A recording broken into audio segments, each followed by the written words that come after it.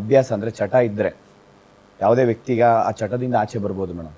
For example ಕುಡಿತಕ್ಕೊಳಗಾದರೆ cigarette ಬೇರೆ ಏನಾದರೂ ಒಂದು ಅವರಿಗೆ ಚಟ ಇತ್ತಂದ್ರೆ ಅದರಿಂದ ಆಚೆ ಬರ್ಬೋದು. ಈ ಒಂದು ಕಾಂಪಿಟೇಟಿವ್ ಎಕ್ಸಾಮ್ಸ್ಗೆ ಓದೋ ಗೌರ್ಮೆಂಟ್ ಜಾಬ್ ಬೇಕು ಅಂತ ಹೇಳ್ತಾರೆ ಮೇಡಮ್. ಇದು ಅಡಿಕ್ಷನ್. ಇದು ಒಂದು ಸತಿ ಬಂದು ಆ ಸಿಲೆಬಸ್ ತಿಳ್ಕೊಂಡ್ರೆ ಇವರು ಪ್ರತಿಯೊಂದು ಮಿನಿಸ್ಟರ್ ಪ್ರತಿಯೊಂದು ಇಲಾಖೆಯಲ್ಲೂ ಪೇಪರ್ ಸ್ಟೇಟ್ಮೆಂಟ್ ನೋಡಿದ್ರೆ ಇನ್ನೇನು ಇವತ್ತಾಗುತ್ತೆ ನಾಳೆ ಆಗುತ್ತೆ ಇಷ್ಟು ವರ್ಷ. ಫಾರ್ ಎಕ್ಸಾಂಪಲ್ ನಾವು 1 ವರ್ಷ ಬಂದು ಓದಿರ್ತಾರೆ ಅನ್ಕೊಳ್ಳಿ, ನೋಟಿಫಿಕೇಶನ್ಸ್ ಏನು ಮಾರ್ಜಿನ್ ಒಂದು 1 or 2 ಮಾರ್ಕ್ಸ್ ಅಲ್ಲಿ ಫೇಲ್ ಆಗಿರ್ತಾರೆ. ಇನ್ನೊಂದು ನೋಟಿಫಿಕೇಶನ್ ಬರೋಷ್ಟೊತ್ತಿಗೆ 2 ರಿಂದ 3 ವರ್ಷ ಆಗುತ್ತೆ. ನಾನು ನೆಕ್ಸ್ಟ್ ಅಟೆಂಪ್ಟ್ ಅಲ್ಲಿ ಪಕ್ಕಾ ಪಾಸ್ ಆಗ್ತೀನಿ ಅಂತ ಹೇಳಿ ಕಾನ್ಫಿಡೆನ್ಸ್ ಇರುತ್ತೆ ಮ್ಯಾಮ್. ಕಷ್ಟಪಟ್ಟು ಓದ್ತಾ ಇರ್ತಾರೆ. ಅಂದ್ರೆ ಅವರು ತಿಂಗಳಿಗೆ ಎಷ್ಟು ಒಂದು ಕೆಲವೊಂದ್ ಸರಿ ನೀವು ನೋಡ್ಬೇಕು ಮೇಡಮ್, ಅಲ್ಲಿ ಚಂದ್ರಲೇಔಟ್, ವಿಜಯನಗರ, ಧಾರವಾಡದಲ್ಲಿ ಒಂದು ಗುರುವಾರ ಸಾಯಿಬಾಬಾ ಟೆಂಪಲ್ ಹತ್ರ 2-3 ಸಾವಿರ ಜನ ಹೋಗಿ ಲೈನಲ್ಲಿ ಊಟಕ್ಕೆ ಒನ್ ಟೈಮ್ ಊಟಕ್ಕೋಸ್ಕರ. ಒಂದು ಗಣೇಶ ವಿಸರ್ಜನೆ ಆದ್ರೆ ಒಂದು 5,000-10,000 ಜನ ತನಕ ಅಲ್ಲಿ ಹೋಗಿ ಊಟ ಮಾಡ್ಕೊಂಡ್ಬಿಡ್ತಾರೆ. ಸ್ವಾಭಿಮಾನ ಅಲ್ವೇನ್ರಿ? ಅಷ್ಟು ಕಾಂತಕುಮಾರ್ ಅವರೇ ಗ್ರಾಜುಯೇಷನ್ ಮಾಡ್ಕೊಂಡಿರ್ತಾರೆ, ಅಪ್ಪ ಅಮ್ಮಂದ್ರು ದುಡ್ಡು ಖರ್ಚು ಮಾಡಿರ್ತಾರೆ. ಗ್ರಾಜುಯೇಷನ್ ಆಗಿದೆ, 2 ವರ್ಷ ಆಗಿದೆ, 3 ವರ್ಷ ಆಗಿದೆ, ಈಗಲೂ ಮಕ್ಕಳು ದುಡಿತಾ ಇಲ್ಲ, ಎಷ್ಟೊಂದು ದುಡ್ಡು ಕೊಡೋದು ಅನ್ನೋದು ಅವರಿಗೆ. ಅದ್ರ ಜೊತೆ ಕೇಳೋದಕ್ಕೂ ಕೂಡ ವಿದ್ಯಾರ್ಥಿಗಳಿಗೆ ಮುಜುಗರ. ನಾನು ಇದೊಂದು ಎಕ್ಸಾಮ್ ಪಾಸ್ ಮಾಡ್ಕೊಂಡ್ಬಿಟ್ರೆ ಸಾಕು. ಇವರು ನೋಟಿಫಿಕೇಶನ್ ಮಾಡ್ತೀನಿ ಅಂತ ನಿಜವಾಗ್ಲೂ ಹೇಳ್ತೀನಿ ಮೇಡಮ್. ಯಾವುದೇ ಮಿನಿಸ್ಟರ್ಸ್ಗೆ ನಾನು ಮನವಿ ಮಾಡ್ಕೊಳೋದಂದ್ರೆ, without knowing facts and figures government ಅಲ್ಲಿ ನಿಮ್ ಡಿಪಾರ್ಟ್ಮೆಂಟ್ ಅಲ್ಲಿ ಕರೆಕ್ಟ್ ಆಗಿ ಎಷ್ಟು ಇದೆ ಡಿಪಾರ್ಟ್ಮೆಂಟ್ ಅಲ್ಲಿ ಅಟ್ಲೀಸ್ಟ್ ನೀವು 1 ವಾರಕ್ಕಾದ್ರೂ ಮೀಟಿಂಗ್ ಮಾಡಿ, ವೀಕ್ಲಿ ಒನ್ಸ್ ಮೀಟಿಂಗ್ ಮಾಡಿ. ಎಷ್ಟು ಡಿಪಾರ್ಟ್ಮೆಂಟ್ ಅಲ್ಲಿ ಯಾವ್ಯಾವ ಡಿಪಾರ್ಟ್ಮೆಂಟ್ ಅಲ್ಲಿ ಎಷ್ಟು ವೇಕೆನ್ಸಿ ಇದೆ ಅದನ್ನೆಲ್ಲ ಪ್ರತಿಯೊಂದು ಸತಿನೂ ಮಾನ್ಯ ಮುಖ್ಯಮಂತ್ರಿಗಳೇ ಮಾಡಕ್ ಆಗಲ್ಲ ಮೇಡಮ್. ಪ್ರತಿಯೊಂದು ವಿಚಾರನೂ ಮಾನ್ಯ ಮುಖ್ಯಮಂತ್ರಿಗಳು ನೋಡಕ್ ಆಗಲ್ಲ ಮೇಡಮ್. ಎಲ್ಲಾ ಇಲಾಖೆಯಲ್ಲಿ ಏನಿದೆ ಅಂತ ನಾವು ಇನ್ನೊಂದು ಸರ್ಕಾರಕ್ಕೆ ಇನ್ನೊಂದು ಮನವಿ ಮಾಡ್ಕೊಂತೀವಿ ಮೇಡಮ್. ನಿಮ್ಮ ಗ್ಯಾರಂಟಿಗೆ ದುಡ್ಡು ಬಳಕೆ ಮಾಡ್ಕೊಂತೀರಾ ಅಂತ ಅಲ್ಲ, ಅದರಲ್ಲಿ ಎಷ್ಟು ಆಗುತ್ತೋ ಅಷ್ಟು ಕಟ್ ಡೌನ್ ಮಾಡಿ. ಅದೊಂದೇ ಸಜೆಷನ್ ಮಾಡಕ್ ಹೇಳ್ತೀನಿ. ಯಾಕೆಂದ್ರೆ ಇವತ್ತು ಕೊಟ್ಟಿರೋ ಗ್ಯಾರಂಟಿ ಯಾವುದೇ ಕಾರಣಕ್ಕೂ ವಾಪಸ್ ತಗೊಳಕ್ ಆಗಲ್ಲ. ರಾಜ್ಯದ ಜನ ತಿರುಗಿ ಬೀಳ್ತಾರೆ. ಒಂದು ಎರಡನೇದೇನಪ್ಪ ಅಂತಂದ್ರೆ ಯಾರಿಗೆ ನೀಡಿದೆ ಅವ್ರಿಗೆ ಒಂದು ಕೊಡಬೇಕಾಗುತ್ತೆ.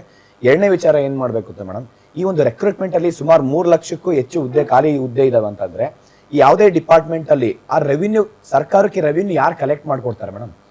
ಇಲ್ಲಿ ಇರೋ ಸರ್ಕಾರದಲ್ಲಿ ನೀವೇನ್ ತಗೊಂಡು ರೆಕ್ರೂಟ್ಮೆಂಟ್ ಮಾಡ್ಕೊಂತೀರಲ್ಲ, ಆ ಒಂದು ಸರ್ಕಾರಿ ನೌಕರಿ ಇವತ್ತು revenue for example village accountant ಆದ ಅಂತ ಅನ್ಕೊಳ್ಳಿ ಮೇಡಮ್, ಅಲ್ಲಿ ವಿಲೇಜ್ ಅಲ್ಲಿ ಎಷ್ಟು ರೆವಿನ್ಯೂ ಕಲೆಕ್ಟ್ ಮಾಡಬೇಕು, ಎಲ್ಲೇ ನಮಗೆ ರೆವಿನ್ಯೂ ಬರಬೇಕು, ಅದು ಟ್ರಾನ್ಸ್ಪರೆಂಟ್ ವಿತೌಟ್ ಭ್ರಷ್ಟಾಚಾರ ಮುಕ್ತ ಒಂದೊಂದು ಡಿಪಾರ್ಟ್ಮೆಂಟ್ ಅಲ್ಲಿ ಮೇಡಮ್ ರೆವಿನ್ಯೂ ಸರ್ಕಾರಕ್ಕೆ ರೆವಿನ್ಯೂ ಕಲೆಕ್ಟ್ ಬಾಕಿ ಬರಬೇಕಾಗಿದೆ, ಸರ್ಕಾರಿ ಬಾಕಿ ಬರಬೇಕಾಗಿದೆ. ಎಷ್ಟೋ ಜನ ಟ್ಯಾಕ್ಸ್ ಕಟ್ಟಿಲ್ಲ, ಆಯ್ತಾ, ಮನೆಗಳ ಕಂದಾಯಗಳು ಕಟ್ಟಿಲ್ಲ, ಜಮೀನುಗಳ ಕಂದಾಯ.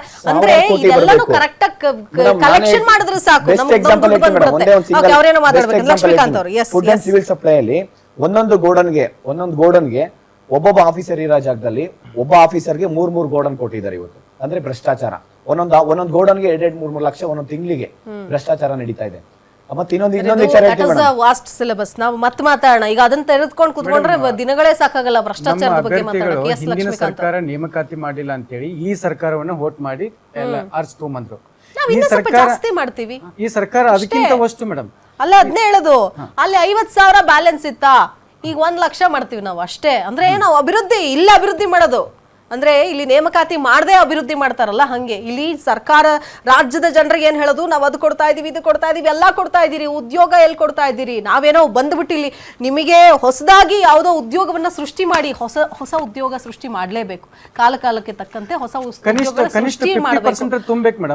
ಇರೋ ಉದ್ಯೋಗ ಭರ್ತಿ ಮಾಡ್ಕೊಳಕ್ ಆಗ್ತಿಲ್ಲ ಅನ್ನೋದು ನಿಜಕ್ಕೂ ನನಗೆ ಇದ್ರ ತಳಬುಡ ಲೆಕ್ಕಾಚಾರನೇ ಅರ್ಥ ಆಗ್ತಾ ಇಲ್ಲ. ಇಲ್ಲಿ ತಗೊಂಡೋಗಿ ದುಡ್ಡನ್ನ ಇಲ್ಲಿ ಪರ್ಮನೆಂಟ್ ಟೀಚರ್ಸ್ ಮಾಡ್ಬಿಟ್ರೆ ಇಲ್ಲಿ ಇವ್ರಿಗೆ ಸಂಬಳ ಕೊಡಬೇಕು, ಅಥವಾ ನೇಮಕಾತಿ ಮಾಡ್ಬಿಟ್ರೆ ಇವ್ರಿಗೆ ಲಕ್ಷಾಂತರ ರೂಪಾಯಿ ಸಂಬಳ ಕೊಡಬೇಕು.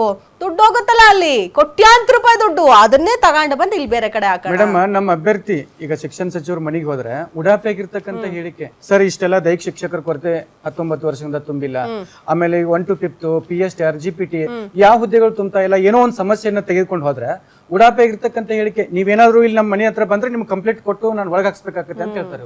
ಇವರೊಂದು ಜವಾಬ್ದಾರಿ ಸ್ಥಾನ ನಾವು ಹೇಳ್ಬೇಕು. ಅವ್ರು ಎಲೆಕ್ಷನ್ ಟೈಮಲ್ಲಿ ಕ್ಯಾಂಪೇನ್ ಬರ್ತಾರಲ್ಲ, ನೀವೇನಾದ್ರು ನಮ್ಮ ಮನೆ ಹತ್ರ ಬಂದ್ರೆ ಕಂಪ್ಲೇಂಟ್ ಕೊಡ್ತೀವಿ ನಿಮ್ಗೆ ಅಂತ. ಇದು ಒಬ್ಬ ಜವಾಬ್ದಾರಿ ಶಿಕ್ಷಣ ಸಚಿವ. ಅವಾಗ ನಾವು ಎಲ್ಲಿವರೆಗೆ ನಾವು ಜವಾಬ್ದಾರಿಯನ್ನ ಕಲ್ತ್ಕೊಳ್ಳಲ್ವೋ, ಅವ್ರು ಓಟ್ ಕೇಳಕ್ ಬಂದಾಗ ಈ ಸಮಸ್ಯೆಗಳನ್ನ ಅವ್ರ ಮುಂದೆ ಯಾವತ್ತು ತೆರೆದಿಡುವಂತಹ ಪ್ರಯತ್ನಗಳನ್ನ ಮಾಡಲ್ವೋ, ಸಲಾಂ ಹಾಕಿ ಹಾರ ಹಾಕಿ ಜೈ ಅನ್ನೋದನ್ನ ನಾವು ನಿಲ್ಲಿಸ್ತೀವೋ, ಅಲ್ಲಿವರೆಗೂ ಇದನ್ನ ನಾವು ಎಲೆಕ್ಷನ್ ಬರುತ್ತೆ, ಓಟ್ ಹಾಕ್ತಿವಿ, 1,000-2,000 ರೂಪಾಯಿ ಇಸ್ಕೋತಾರೆ, ಆಮೇಲೆ ನಾವು ಅವ್ರ ಮನೆ ಹತ್ರ ಹೋಗಿ ಚೀಮಾರಿ ಹಾಕ್ಸ್ಕೊಂಡು ಬರ್ಬೇಕು. ಮೇಡಮ್, ನಾನು ಈ ಮೂಲಕ 25ನೇ ತಾರೀಕು ಗುರುವಾರ ಹೋರಾಟ ಮಾಡೋದಕ್ಕೆ ಇದೊಂದು ಉದಾಹರಣೆ ಬೆಸ್ಟ್. ಯಾಕೆಂದ್ರೆ ಯಾವ ವಿದ್ಯಾರ್ಥಿಗಳು ಎಲ್ಲ ಮಿನಿಸ್ಟರ್ ಹತ್ರ ಯಾವುದೇ ಸಮಸ್ಯೆ ತಗೊಂಡು ವಿದ್ಯಾರ್ಥಿಗಳು ಮಿನಿಸ್ಟರ್ ಹತ್ರ ಯಾಕೆ ಹೋಗ್ತಾರೆ? ವಿದ್ಯಾರ್ಥಿ